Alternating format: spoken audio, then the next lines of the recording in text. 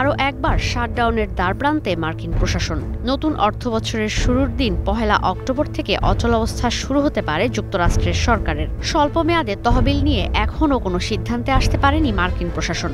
অথচ অচলাবস্থা এড়াতে ডেমোক্র্যাট আর রিপাবলিকানদের সিদ্ধান্তে আসতে হবে ৩০ সেপ্টেম্বরের মধ্যেই।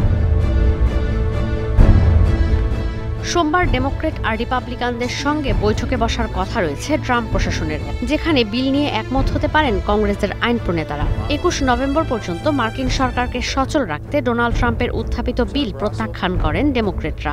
এরপর থেকেই অচলাবস্থার আতঙ্কে মার্কিন প্রশাসন।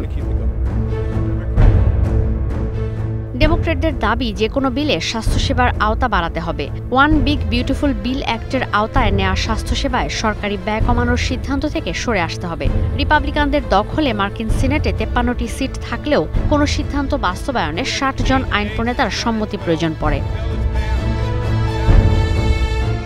সরকারি ব্যয় তহবিল নিয়ে মার্কিন কংগ্রেসে সিদ্ধান্ত না হলে অচলাবস্থা শুরু হবে মার্কিন সরকারের। অর্থ ছাড়া সরকারি অনেক সংস্থার কার্যক্রম সাময়িকভাবে বন্ধ হয়ে যেতে পারে। চাকরি হারাতে পারেন ১ লাখের বেশি সরকারি কর্মী। যদিও মার্কিন প্রেসিডেন্ট ডোনাল্ড ট্রাম্পের জন্য তা নতুন কিছু নয়। ২০১৮ ও ২০১৯ সালের মধ্যে যুক্তরাষ্ট্রের ইতিহাসে সবচেয়ে বড় শাটডাউন ছিল ৩৪ দিন।